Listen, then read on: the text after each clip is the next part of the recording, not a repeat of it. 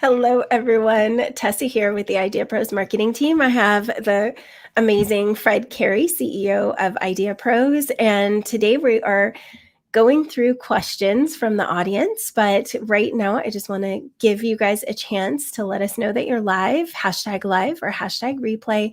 And if you have a question that you'd like for Fred to answer today, please put it in the chat so that we can get those questions in. We do have some that were pre-submitted, and I apologize right now. My voice is harsh right now. Fred's going to do most of the talking, but I am going to field him some questions right now. So Fred, thanks again for doing these Q&As. These are awesome. They give everyone a chance to ask questions. Most of the questions that were submitted this time around do revolve around money, which I think is pretty common for someone. I'll put on my banker glasses then for those. Perfect. Well, we have the first question is, I have an idea, but I don't know how to approach investors. What do you recommend? All right. Well, first I see Corky's here from Starter App, and I've just got watching your video. It's really cool. Maybe we could feature you here in the next couple of weeks to show it and give an update where you are. Your amazing app. How do you approach investors? Right? That's the question? Yes. Okay. So it depends.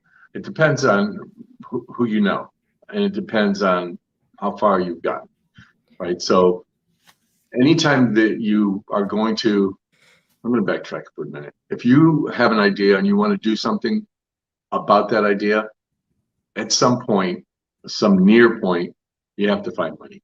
Whether it's investors, whether it's the bank, whether, like me, sell your sailboat. When I was 24, I spent 3 years saving up for a sailboat, and I sold it 3 weeks after I thought of an idea to fund that idea, get a second mortgage like I've done, borrow money from friends and family like I've done. You have to find some way to get some capital, because this is one thing I can guarantee you. I don't like making guarantees to entrepreneurs because there aren't any, but I'll give you one. There's no way that you're going to take your raw idea and have somebody come give you $1 million or $1 billion, or you're going to change the world from your idea. It's not going to happen. Nobody does. Everybody's too busy. There's no idea that's the greatest idea in the world unless you come to me with something that is basically eliminates gravity or something like that. It's an idea that's going to need money to get started. So how do you get money when you don't have it?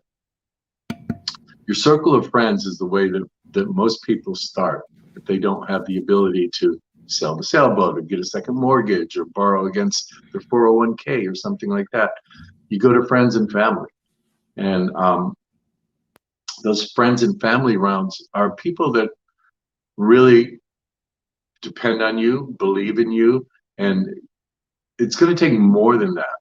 It's going to take you showing them what you have, why it's special, and what you're going to do with the contributions that they're going to make to you, betting on you, betting on your future, and being willing to take a risk on you. So any person you come to, if it's your mother, your father, your son, your daughter, uncles, friends, neighbors, coworkers, any people that you go to, you're asking for a big thing when you're asking them for money. Even if it's $5,000 each, it's still something big, and it's still something that people know is really risky. I mean, there's multinational companies that launch a new product that doesn't get anywhere.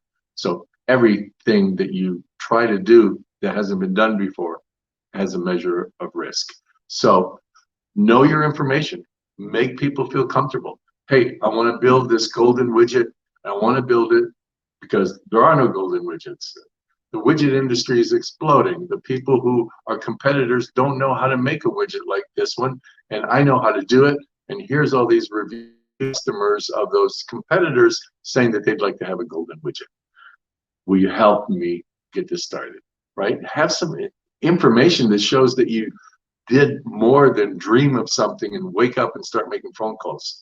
So get information, impress people with your knowledge, get the real facts. Every single product that launches, you really need to know a few things. You need to know the size of that market. You need to know the growth of that market. You need to know who the competitors are. You need to know what the consumer or whatever the customer is, what those demands are. And you need to know how you're going to go in there and cut through all of that and provide a solution that nobody else is giving and that people really want. A lot of folks say, well, I don't have any competitors. Well, that's not true. If the competitors that you may have may be completely different than what you have as a solution. But people who have a problem are addressing that problem somehow, right? If you build the world's first back scratcher, maybe people are scratching their back on the side of a chair. There has to be a problem. If you're not solving a problem, you have a crappy product, right? So you need, when you're looking at your competitors, you need to say, hey, right now, I don't have anybody directly competitive with me, but this is the consumer demand, and this is how it's now being addressed, and this is why my thing is better. Don't ever go to anybody and say, I have no competitors, because you're probably not going to get a dime from anybody. Okay, so be prepared. Don't be bashful. Explain what you're going to do with the money, and ask for an amount that is reasonable. And when you're going to friends and family, I'd say I would ask for $5,000 each, unless you have that rich uncle that happens to be, you know, multimillionaire, and he might cut you a check for 25. We have a story of some of the one couple of partners that raised a ton of money in a super short period of time. I cannot think, because I have whatever brain this is at the moment. But what do you remember that they were like dedicated. They went out, and within a like small 2 weeks. I remember everything. Okay, good. Go for it. Well, there's 3 or 4 examples I can think of right away, but the ones you're talking about are a couple of Canadian brothers who were working hard on their projects. They came to us, and I think this may answer one of the other questions that you were just telling me about just before we went live. Somebody wants to work with IdeaPros but doesn't have the money to do so. Yes. These 2 brothers came to us. They had a great idea. They didn't have any capital. We showed them what they needed to do. I think we helped them with a pitch deck. They went out in about a week or so, maybe 10 days. They pitched to 21 people that they knew. I think 18 people gave them money. And they were in less than 2 weeks, they were able to raise all the money that they needed to go ahead and get started. But guys, you know, sometimes you see, in fact, I saw that on a review of us a few months ago. It was like, well, beware, if you're going to try to work with a company that's going to help you with your idea, they're going to want money. Yeah, everybody needs money to take an idea and turn it into a product, or turn it into an app, or have a nationwide launch. That stuff's not free, and your idea is not good enough for people to just start pouring at you because you sit down with a cup of coffee and say, hey, I have the new golden widget. Okay, it's not good enough. You need to go get people to raise money. And I think that shows you with those 2 guys, it shows you, because they were prepared. We helped them with a pitch deck. They knew what they were saying. They knew what they were trying to do. And they went and presented it very succinctly to their audience. And that's almost, 18 out of 21 people said yes. Yeah, so it's amazing. You can do it. People are embarrassed. Let me just interrupt you before you talk, since you have bronchitis. Can't talk anyway. People are embarrassed to ask for money. If you're embarrassed to ask for money, then you may not feel comfortable enough about your product or your ability to do something about it.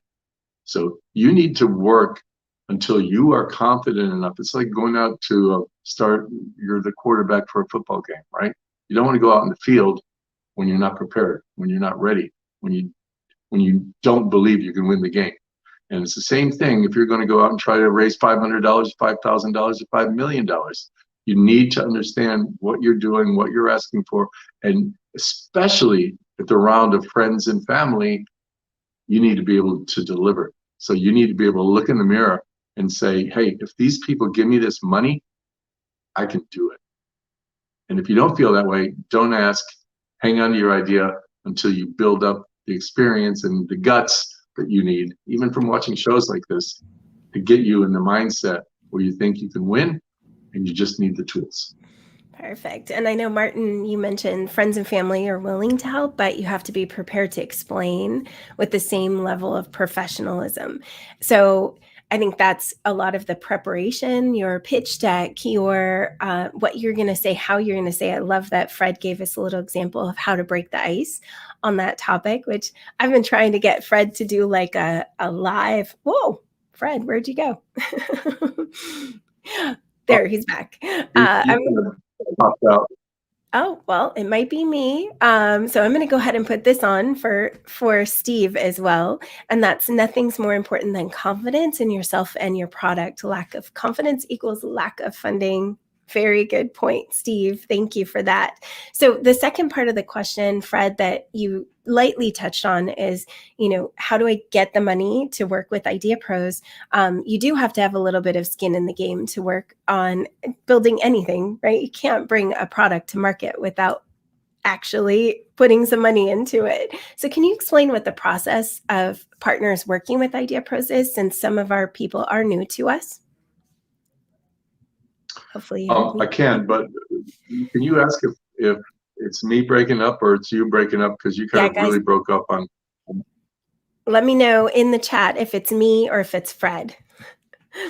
Yeah, it looks stable on my it's end, me. but I'm not. Yeah. Don't tell her if it's me, because she yells at me. I'll find. Let me look up here. Yeah, I got 5 bars. So. I don't know. It looks like it's you, Fred. Yeah. Okay. So this is. All right. Stop me if it starts getting I will. bad, and I'll try to find a different location. But I don't want, this is not an IdeaPros show. It is an IdeaPros show, but generally. Uh-oh, we lost him. And the funny part is I have no voice, guys, so this will be very entertaining. Hopefully, Fred. Change your internet. I'm here. Well, let me see. Give me a minute. Talk, and I'll change my internet connection. Well, hey guys, if you do have a question, I will take over for the moment. If you guys do have a question, let us know in the chat if you have one, and if we have to, we can always come do your question on the next one. But in the meantime, I will just take a couple seconds. I know we have some seriously awesome. Oh, Fred says he's back. I was going to brag on all of our audience, Fred. Oh, well, you can do that because I'm showing 5 bars, so I don't know what the problem is, but maybe it could be a system error as well.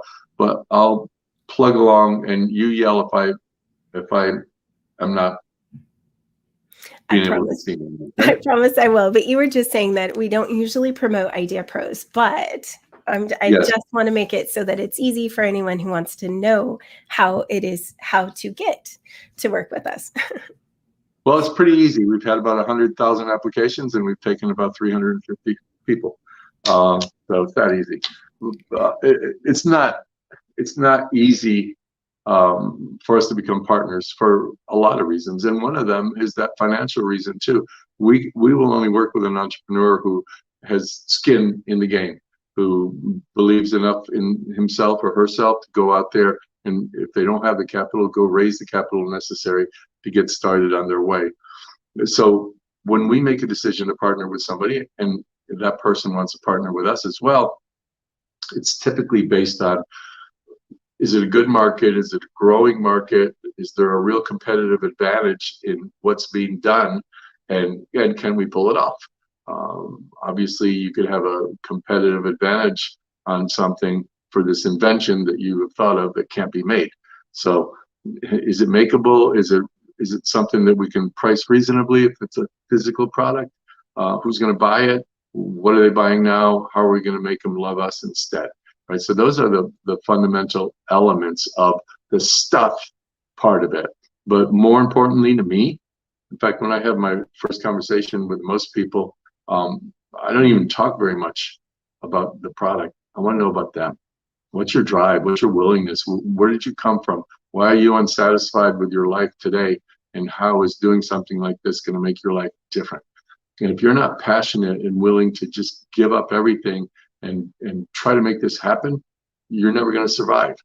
Because any one of our partners can tell you that sometimes My partners love me. Sometimes they hate me. Sometimes they think we go fast. Sometimes they think we go slow. It's being an entrepreneur sucks because you're creating something that doesn't exist. And so there is no, I'm going to build a house and it has to have these components with these materials and it's done to this blueprint. Everything is different. And a lot of times you go down a road and you're going to end up having to take this big turn where you thought you could go straight. And that's part of the process. So if you don't have the guts, the wherewithal, and the financial capacity, you're just never going to make it. So those are the critical elements to work with us. If we do work together, then literally we're going to do everything from your paper napkin idea to a nationwide launch typically. And if you're not in a position where you can take advantage of working with IdeaPros, keep following the show. That's why we do this week in, week out. Even if I have bronchitis, I'm here for you guys because we want to bring entrepreneurs the information they need to be able to make this journey easier. So and official Fred Cary on Instagram. And yes, an official Fred Cary on Instagram. And guys, the goal of our question and answer sessions is to get those things answered for you that are burning questions that maybe you couldn't normally get answered. I know we have one from Corky Riley, who's Starter App. And I know Fred mentioned that we have a cool video that we're going to try to get him featured on one of our next shows, hopefully next week. And that his question is, what kind of costs should a business owner of an app expect after their launch? Which is a great question. More money questions, but this is after launch for an app. Okay. So that's kind of an open-ended question, but let me try to break it down. Just like if you have a regular business, you have certain overhead costs, right? And any kind of business you have, like what's the rent, things of that nature. So with an app, part of your overhead cost is going to be the maintenance of that app. You're going to associate with either the firm that helped build the app for you or with any firm of your choice, and they will charge you a monthly amount of money in order for your app to be in good shape. They'll host it for you.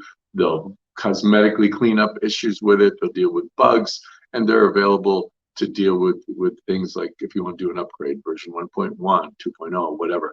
So the monthly fees that somebody would pay for something like that can typically be a couple grand down to $500 or so. And that's something you're going to pay every month to keep the house clean.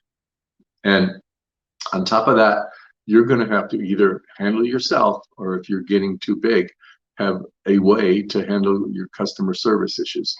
You can see if you guys have dealt with some big apps, like for example, Instagram and TikTok, I'm on both of those. And whenever I have an issue with them, customer service sucks. I mean, it's almost impossible to get through. And they may get through like 6 days later and tell me something irrelevant. I'm all right, you guys suck. And then 6 days later, they're like, oh, well, happy we could answer your question.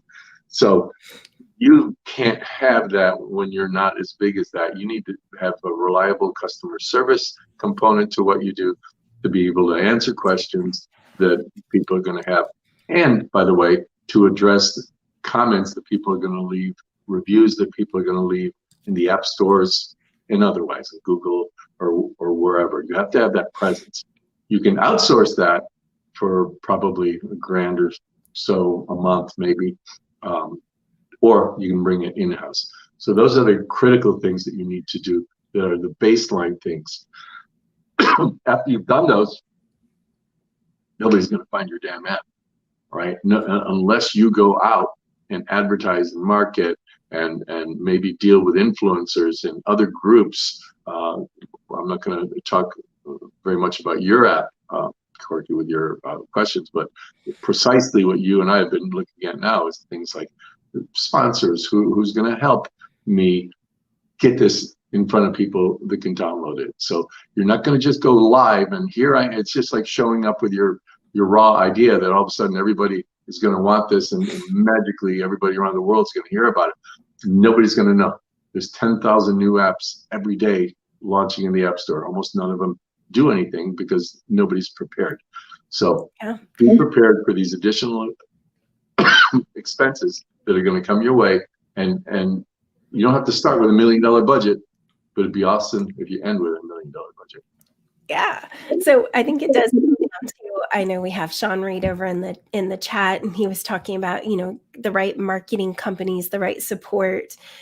There are a lot of things, a lot of software that might be required to help you run your business. And we do have a budget that we put together that shows you estimated costs based on what kind of where you're at with your app or product. And so I will make that available after so that you guys can access it. It just gives you kind of a ballpark idea of what types of things. But I know with marketing, you're looking at 30 to 35% of your total income should be going back out to marketing, generally speaking.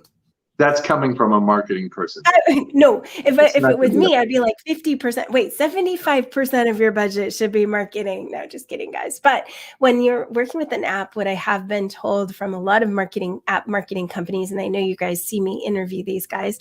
App marketing companies. App marketing company, like specifically, that's all they do is market just app. 20%. 20%. I think 30, but 20%. And that's in the budget that Fred has put together that we will give you the tool for. But by the way, Tessa, not to interrupt. Well, I did interrupt. To interrupt. Just to give you a yardstick on this, like most companies might have a 10% marketing budget. A mature company may have a 6 to 8% marketing budget, depending on what kind of company it is, right? Regular companies. As an app company, as a technology company, as somebody who's going to be selling online, that some of that budget for marketing replaces what you would have as a regular company for your offices and your other overhead, because your office is the world. Your office is the internet. And so part of that budget that you're going to spend a higher amount of replaces those brick and mortar things that you don't have to worry about. Exactly. Awesome. Okay, so let's go. We're going to move into the next question, which is about a patent. We have two more, and then if there are any questions in the chat, I will peek before we take off and look at those. If you have a patent and it's going to expire soon, how do you get an extension on that? Or even should you? Oh. Fred loves the patent questions. Well, it's kind of an incomplete question. So, because if you have a patent, a utility patent that's going to expire soon, that means you probably had it for 19 years, right? Because your patents are for 20 years. So if it's going to expire soon and you haven't been able to do anything with it in 19 years, probably dust it up and hang it on your wall. And if it is a temporary patent, which is a provisional patent, it's just really a timestamp that protects your start date, because here in the United States now, it's first to file. It used to be kind of first to invent, but now it's the first person to file in a patent office about an idea is the one who has the available protection, as long as that idea can get a patent. And so the filing of a provisional patent is just like, hey, here's my document, this is what I'm claiming, and they just rubber stamp it. They don't even review it or anything. It's a timestamp, and you have a year from that period of time to file a utility patent or a design patent. You can get an extension for those, and I think, and I'm not a patent expert, and I don't hold this as gospel, but I think they're like 6 months at a time, and I would get, if what you're going to build is anything similar to what you got your provisional patent on, then I would go ahead and file an extension. If you have nowhere to go with this thing, and you don't even think you're going to build out what that patent was about, then obviously you don't go forward with it. But I think you can get an extension at least 1 or 2 times. I do see that. I talked with somebody who just recently had this happen. I mean, they let their patent expire and the product was produced. And so they're in that battle right now. So just talk to a patent lawyer. Obviously, we had a specialist on. Well, you can't let a patent expire, right? You only got 20 years. You're done, and so that's why you see. This is something we can all relate to, right? There's generic versions of pills that are branded, right? And when the branded versions come out, they were very expensive, and then all of a sudden you could go get the generic. The reason you can get the generic is those patents are expired. And so any one of those multinational pharmaceutical companies would keep renewing those patents over and over again if they could do it in perpetuity. Well, you got 20 years, and after that, then it's you cannot renew it. So you just have to have the courage to start and then the heart to finish. So on those patents, do something about it, guys. And if you're sitting around for 19 years on it, the likelihood is whatever was so cool 20 years ago maybe is not state of the art anymore. Really good point. Good point. So last one of our questions, Scott has asked, what's the most important attribute for a leader, in your opinion, Fred? Wait, you want to say that again? What's the most important attribute of a leader? Yeah, what I just did. Make sure that you listen to the people around you, right? The people who are important to you. And I'm sorry, maybe just talk twice. But just trying to make a point. You have to be a really good listener if you're a leader. When you're sitting around a table with a bunch of people that you trust, give your opinion last. Because if you give your opinion first, everybody's going to tend to agree with you because you're writing the paycheck. Listen to what the people around you have to say and take it in, and don't think you know everything. The best leaders are also really good followers.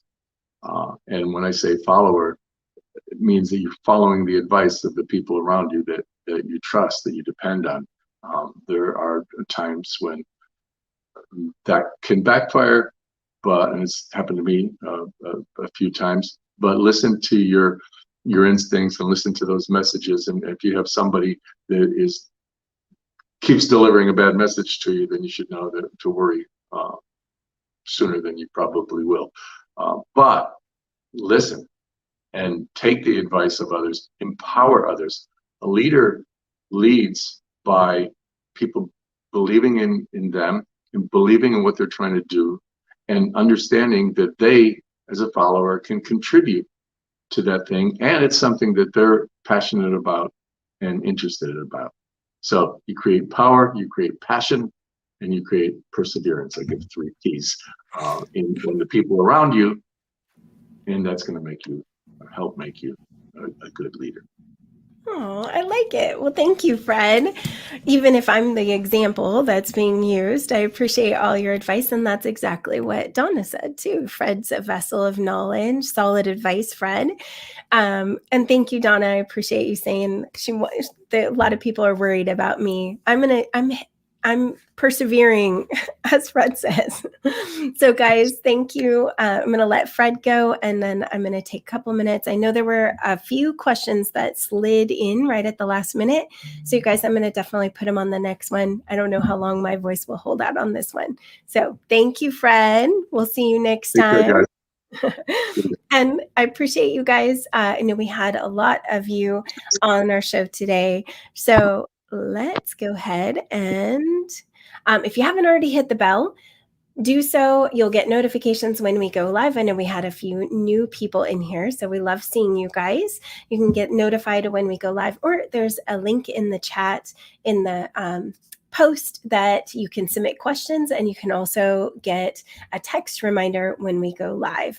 Thank you, Sean. It was great to see you. Corey, Adana, I think Barry, Abel, Kyle, Martin, you had lots of things. I saw a couple of notes from you about app pricing on advertising and everything. So that's cool. We'll highlight that a little bit later today. Jason, J. Benoit with Renegade, My Starter app, of course, Corey, and Mary Bessinger. Thank you, Vanessa, John, Katie, Ken. I know I love having you guys here. Chris, Vance. Oh, and then Vance, I saw something that you posted, so I apologize. I'm slow to catch up with all of my comments today.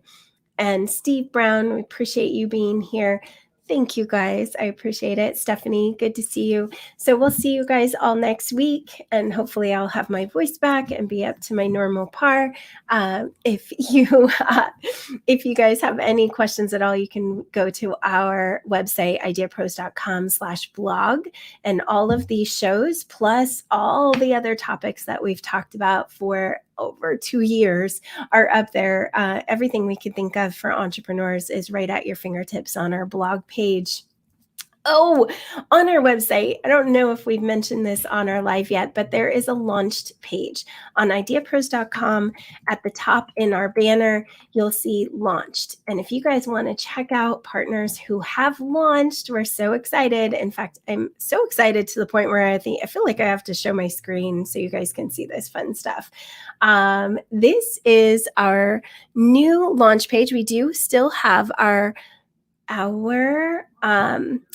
Launchpad, which is one of the places where we feature partners, but it's a little bit outdated. So we have this new page, and I'm so excited. The people that are up here, obviously there's a variety of different levels of how partners are launching right now. Whoop, there we go. Launching. Some have their website ready, so they're buy now. Some are get in line, so there's something you can get more information when it's truly launched. Some are download the app. Some are buy now, like Raw Beauty Co. So if you guys want to go check out our launched partners, so Thomas Tool Company, this is partners and companies that we are working with that have launched or in the process of launching. So IdeaPros website, like Pocket Rocket, which Raphael, I'm bragging on him like left and right because we have Pocket Rocket samples. We have a deal that he's recently scored. He's working with a company that wants to do some licensing. I mean, it's amazing.